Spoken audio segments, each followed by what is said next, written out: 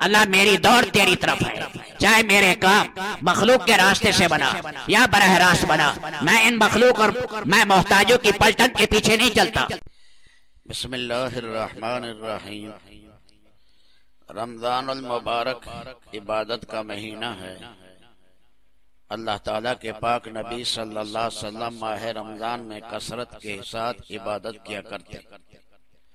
سیدہ عائشہ رضی اللہ تعالی عنہ فرماتی ہیں، کان رسول اللہ صلی اللہ علیہ وسلم اذا دخل شہر رمضان شد میزرہ ثم لم یات فراشہ حتی ینسلخ۔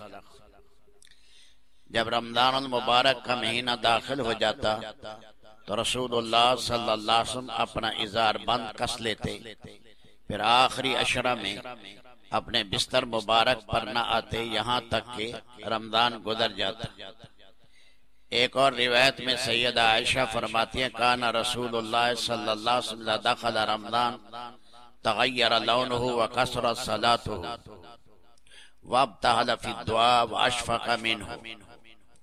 جب رمضان کا مہینہ داخل ہو جاتا تو آپ کی نمازوں میں زیادتی ہو جاتی اور دعا میں تضرع اور زاری اور گریہ زاری بڑھ جاتی اور آپ کا رنگ سرخ ہو جاتا۔ مطلب یہ ہے آپ دوسرے مہینوں کے مقابلے میں رمضان المبارک میں انتہائی اہتمام اور کثرت سے عبادت میں مشغول ہوتے۔ رمضان المبارک میں روزہ دار کی عبادت کے اجر کو بڑھا دیا جاتا ہے۔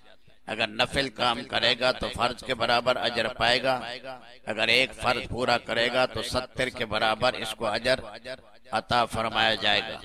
لہذا اس مہینے میں عبادت کا زیادہ سے زیادہ اہتمام ہونا چاہیے۔ تہجد کا پڑھنا اس مہینے میں آسان ہو جاتا ہے، کیونکہ سحری کھانے کے لیے تو اٹھنا ہی ہوتا ہے، تھوڑی دیر پہلے اٹھ جائے، کچھ نوافل حسب توفیق ادا کر لے تو تہجد کی فضیلت نصیب ہو جائے گی۔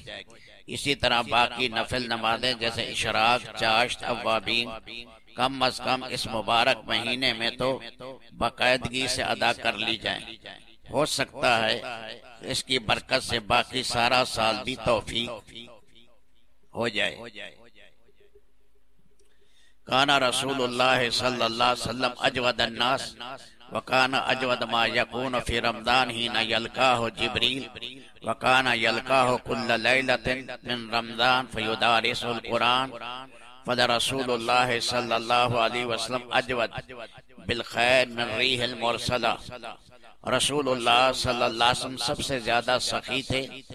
رمضان المبارک میں جب جبریل علیہ السلام آپ سے ملاقات کرتے تھے تو آپ بہت زیادہ سخی اور فیاض ہو جاتے۔ جبریل امین آپ سے رمضان کی ہر رات میں ملاقات کرتے تھے اور نبی پاک سے قرآن مجید کا دور کرتے تھے، تو آپ بھلائی اور خیر کے کاموں میں تیز ہوا سے بھی زیادہ فیاضی اور سخاوت فرماتے تھے۔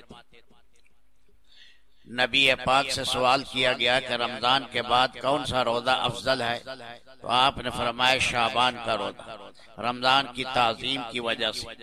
پھر سوال کیا گیا کون سا صدقہ افضل ہے، تو آپ علیہ السلام نے فرمایا رمضان میں صدقہ کرنا افضل ہے۔ رمضان کے مہینے میں اپنے بیوی بچوں کے نان نفقے کے متعلق وسعت سے کام لے، اس لیے کہ اس میں نان نفقہ ایسا ہے جیسا کہ اللہ کے راستے میں خرچ کرنا، جو اجر اس پر ملتا ہے وہی اجر اس پر ملتا ہے۔ ان النبی صلی اللہ علیہ وسلم قال عمرۃ فی رمضان تعدل حجہ۔ نبی پاک علیہ السلام نے فرمایا رمضان میں عمرہ کرنا حج کے برابر فضیلت رکھتا ہے۔ عمرہ حج کے برابر ہے، اس کا مطلب یہ نہیں جس عمرے سے فرض حج ادا ہو جائے گا، بلکہ مطلب یہ ہے کہ عمرے کے ساتھ رمضان المبارک کی فضیلت شامل ہو جاتی ہے، اس وجہ سے حج کے ثواب کے برابر ہو جاتا ہے۔ اللہ تعالیٰ مبارک گھڑیاں گزر رہی ہیں، انہیں اللہ پاک قیمتی بنانے کی توفیق عطا فرمائے۔ کوشش کرے بے اشراق ہے 2 رکعت نماز، چاشت کے اندر 2 ہیں 4 رکعت ہیں، اسی طرح اوابین ہے مغرب کے بعد 6 رکعت، تہجد میں 2 سے 8 رکعت تک اللہ تعالیٰ نوافل کی کثرت کرنے والے بڑھائے. ویسے بھی مسجد میں آئے صلاۃ التسبیح کی کوشش کرے. رمضان میں ہر روز صلاۃ التسبیح ہو جائے. اللہ تعالیٰ زیادہ سے زیادہ کمائی کرنے کی توفیق عطا فرمائے. ربنا آتنا فی الدنیا حسنہ وفی الآخرۃ حسنہ وقنا عذاب النار.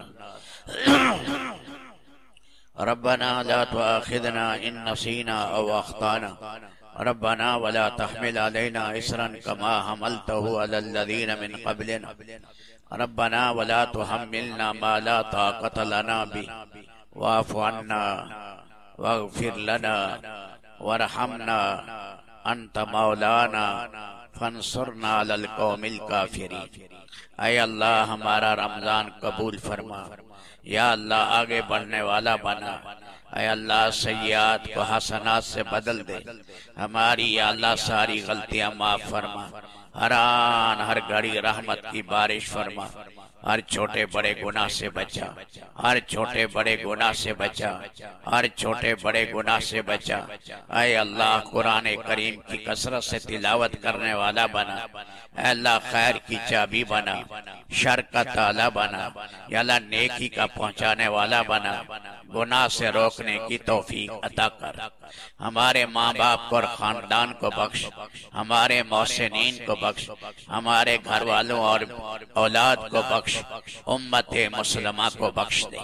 وصلی اللہ تعالی علی خیر خلق محمد وآلہ. اللہ میری دوڑ تیری طرف ہے. چاہے میرے کام مخلوق کے راستے سے بنا یا براہ راست بنا، میں ان مخلوق اور میں محتاجوں کی پلٹن کے پیچھے نہیں چلتا.